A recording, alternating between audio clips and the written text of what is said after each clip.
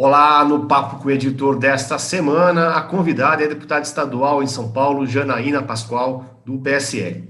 Comigo, Matheus de Souza. Muito obrigado, Matheus. Muito bem-vinda, deputada, e muito obrigada pela gentileza de nos atender e aceitar esse convite.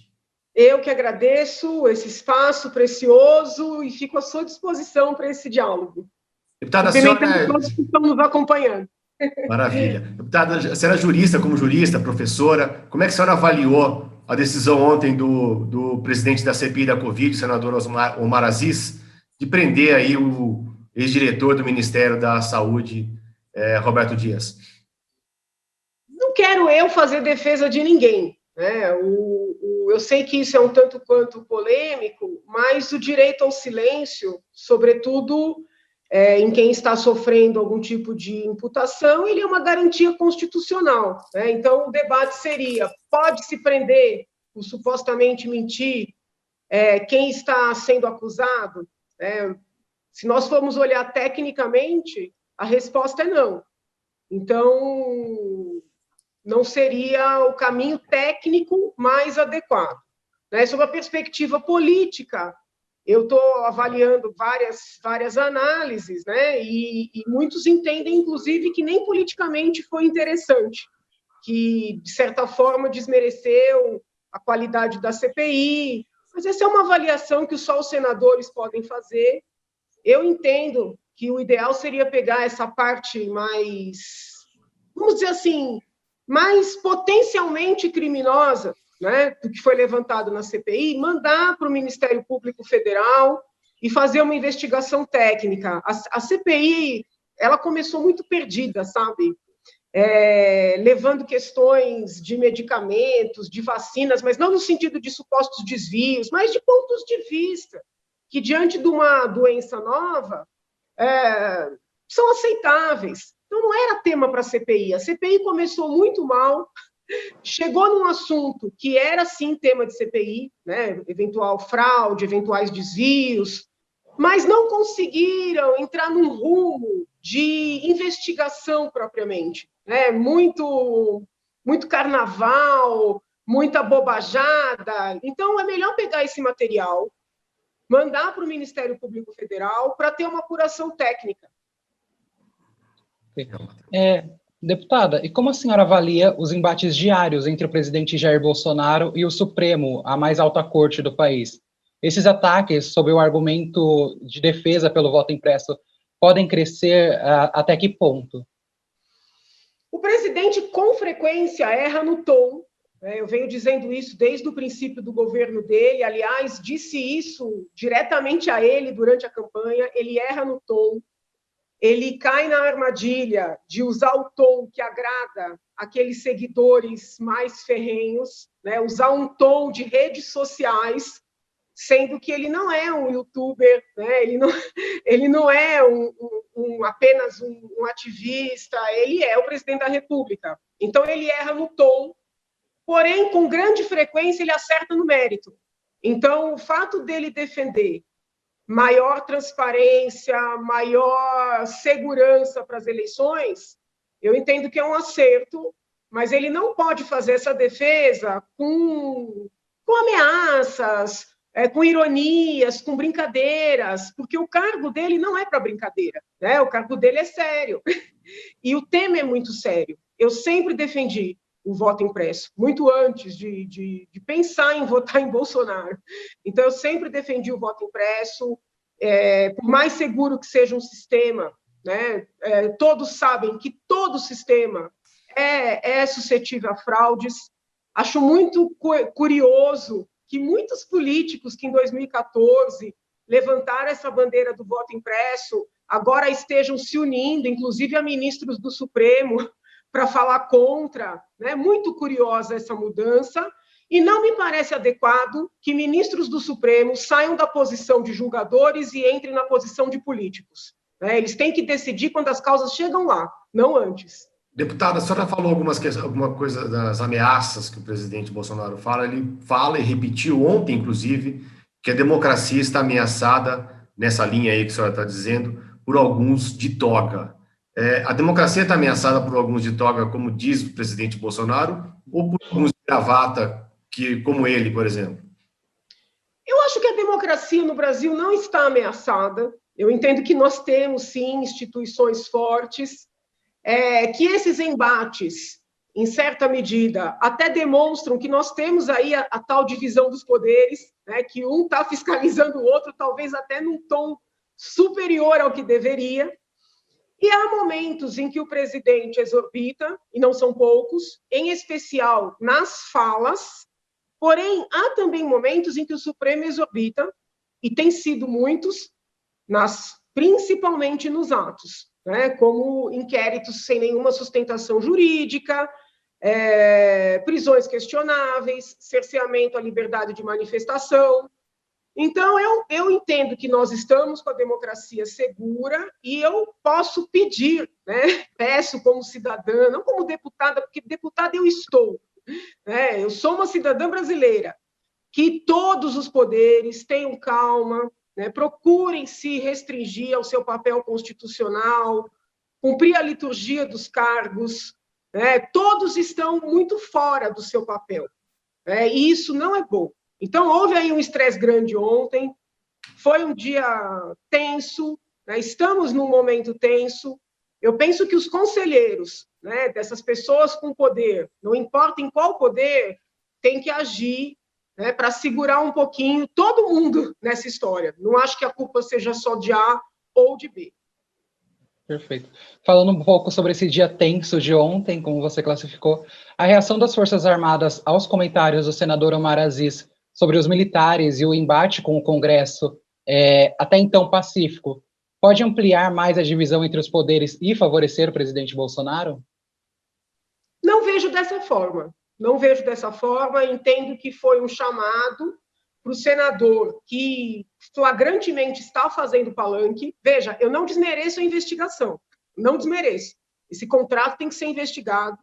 Esse senhor, Roberto, acho que Roberto Dias, se eu não me engano, ele precisa explicar, né, detalhadamente todas essas situações, mas que o senador está fazendo palanque, não se tem dúvida. Então, a nota, que poderia até ter sido postergada, ela só foi um chamado para dizer o seguinte: olha, não generalize as críticas, né, em todos os órgãos, em todas as empresas públicas, privadas, em todos os ambientes. Há pessoas que agem corretamente e há pessoas que delinquem. E não se pode dizer que todos são delinquentes por causa do ato de alguns, né? Então, que se apurem os atos, que se puna, né? A meu ver, tem que punir de maneira pesada, entendeu? Pesada, né? E para os outros acreditarem que existe lei, né? Agora, por exemplo, o Supremo vem dando maus exemplos, quando eles anulam investigações, anulam condenações. Então, a gente vive um momento de esquizofrenia também, né? Com os crimes que estão aparentemente ocorrendo no presente, todo mundo pedindo punição e aplaudindo as anulações dos crimes do passado recente. Então, assim, estamos vivendo um momento de esquizofrenia, né? Mais do que política, jurídica, entendeu? Eu defendo rigor para os crimes do passado, para os crimes do presente, para que não haja tantos crimes no futuro.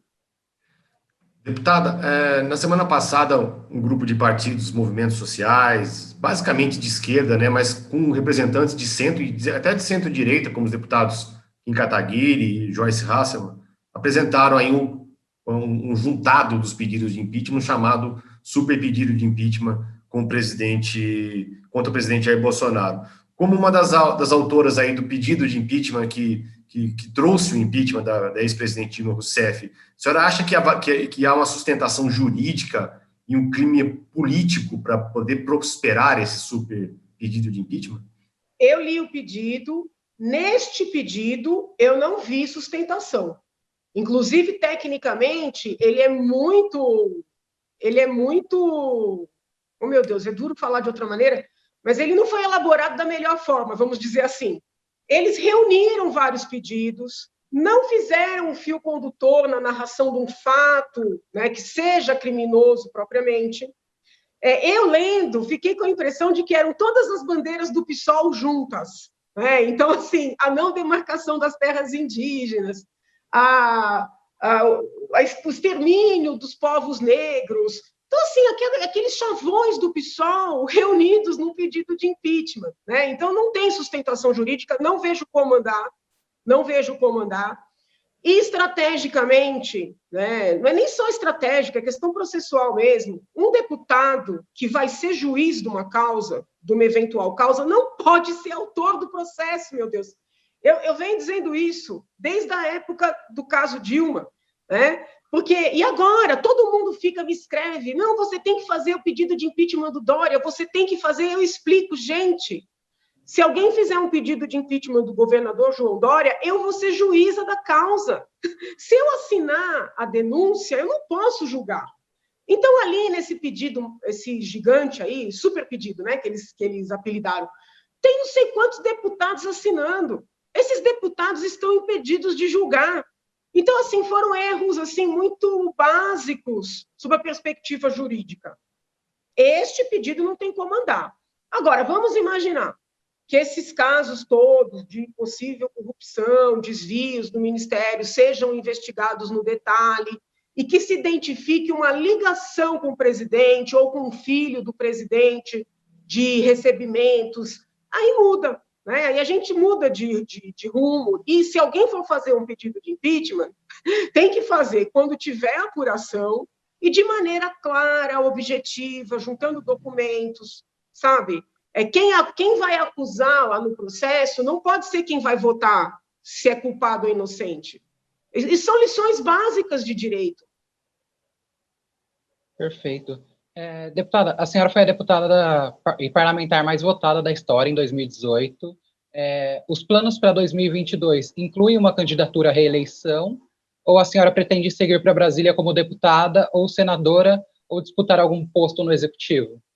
O meu plano hoje é disputar o Senado.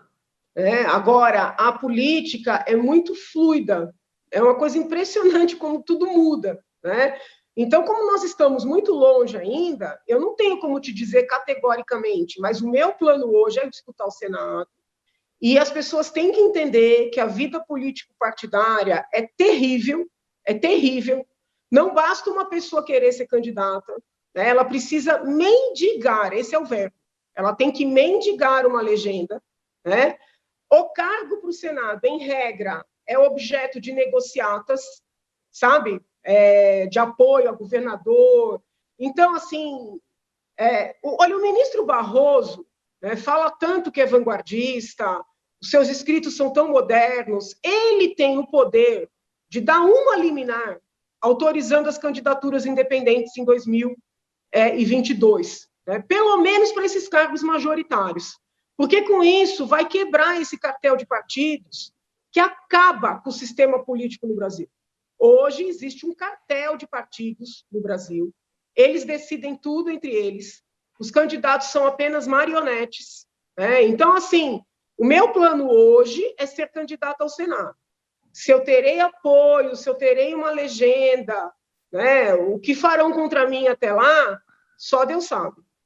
Falar em legenda, deputada, e falar em 2022, como é que a senhora recebeu a filiação ao PSL, que é o partido da senhora, e a pré-candidatura também, né, a presidente, do jornalista José Luiz Atena?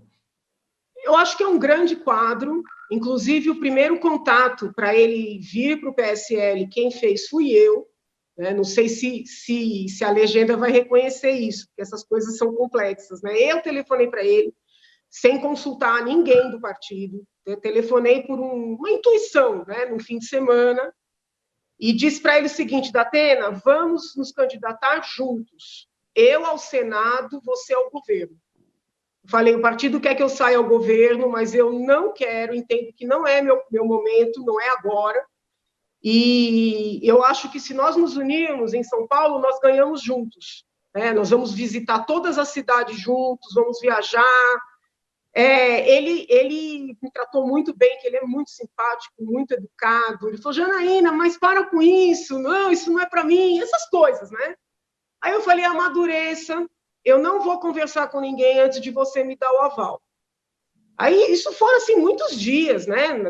Aí, num determinado momento, ele me deu o aval para eu falar com o partido, teve uma reunião no diretório. Eu não me lembro agora se foi no mesmo dia que eu levei a bancada inteira ou se foi antes, tá? Mas numa reunião eu comuniquei isso para o atual presidente estadual, que é o advogado Rueda, que eu conhecia há muito pouco tempo. Rueda disse que no passado teria conversado já com o Datena, que tinha o contato dele, que ia falar com ele. Mas toda a nossa conversa foi para o Datena sair, pelo menos da minha parte, ao governo, né? E aí as reuniões seguiram, eu não participei das tratativas, né? E essa candidatura ou pré-candidatura à presidência, pelas informações que chegam para mim, ela é séria, entendeu? Não é uma coisa de brincadeira, não. Eles não estão, pelo menos não estou sentindo que seja algo assim para fazer barulho, né? É uma pré-candidatura séria. Eu acho que é um quadro, né? Eu respeito, como todos os outros pré-candidatos, estamos numa democracia, estamos numa república, eu sou ferrenha defensora da república, tenho muito amigo monarquista, mas, assim, o bonito da república é esse potencial de qualquer um de nós chegar à presidência, entendeu? Então, eu respeito todas as candidaturas, né? Daí dizer se eu vou apoiar, se eu vou votar, é outra história. Né? O que eu disse para o Datena, eu repito aqui. Se ele for candidato ao governo de São Paulo, eu vou fazer campanha para ele, eu vou apoiar, eu vou votar nele, vou pedir voto para ele. A presidência da República eu ainda não sei. Perfeito. Continuando nesse tema de eleições 2022, o governador de São Paulo, João Dória, ele já é pré-candidato do PSDB para concorrer à presidência, e eu queria saber se você acredita que ele tem boas chances de ser um nome competitivo para as eleições do ano que vem, ocupando o espaço de uma terceira via. Lembrando que um levantamento realizado pela Genial Quest, divulgado ontem, mostra que 1/3 da população não gostaria nem Lula, nem que Bolsonaro vencessem as eleições do ano que vem. Então, é duro a gente falar, né, sobre essas coisas sem magoar as pessoas. Então, como eu disse, toda candidatura é legítima, né? Mas eu tenho sérias dúvidas se o governador seria reeleito governador. Porque o descontentamento com ele, né, em São Paulo é tal que eu já tenho dúvidas se ele seria reeleito governador. Então, eu não vejo esse potencial nele, né? Mas é duro a gente falar dessa maneira sem magoar as pessoas. Eu não vejo. Eu não estou dizendo que ele não tenha. Né? Quem sou eu? Pelo meu olhar, pelas visitas que eu faço às cidades, pelas reuniões que eu faço com vereadores, com prefeitos, com representantes da população, ninguém diz que vai votar nele. Tirando ali os meus colegas de assembleia, que seriam ali um núcleo duro do PSDB, né, que eu conto nos dedos, ninguém diz que vai votar nele. Então, não sei. Deputada, quem que seria essa terceira via, então? Ou não existe a terceira via? Muitos políticos falam que a terceira via não existe no Brasil e vai polarizar mesmo entre Lula e Bolsonaro. Olha, eu ainda vejo, vamos dizer, a reunião desses valores pelos quais a gente trabalhou, lutou, eu ainda vejo no Sérgio Moro.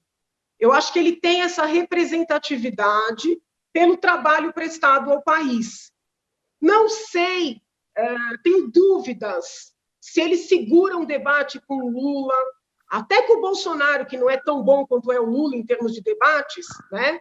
Eu não sei se ele segura, porque eu nunca vi o ex-ministro, ex-magistrado falar sobre outros temas, nunca vi Sérgio Moro falar sobre saúde, sobre educação, sobre saneamento básico. Eu até fiz umas provocações, né, no Twitter, que ele tem que começar a abrir um pouco o leque, entendeu? Mas em termos de valores, de representação do que seria essa terceira via, eu vejo essa representatividade nele. Eu acho que se ele abraçar a causa, ele ainda tem condições, né, de fazer reviver, né, aquele espírito de 2016. Não, vamos aguardar. Legal. E para encerrar, deputada, um segundo turno entre Lula e Bolsonaro, em quem que a senhora votaria? Bolsonaro, sem dúvida. Legal. Deputada Janaína Pascoal, eu queria agradecer muito a presença da senhora aqui no Papo com o Editor dessa semana. Queria agradecer ao Matheus, nosso polivalente, né, um menino que faz tudo aí, arruma entrevistas e trabalha com todo mundo, muito querido. Agradecer ao Ricardo, que está fazendo a nossa ponte aqui, e agradecer a todos que acompanharam mais um Papo com o Editor aqui no Broadcast Político. Obrigada, gente. Deus abençoe. Saúde, até a próxima.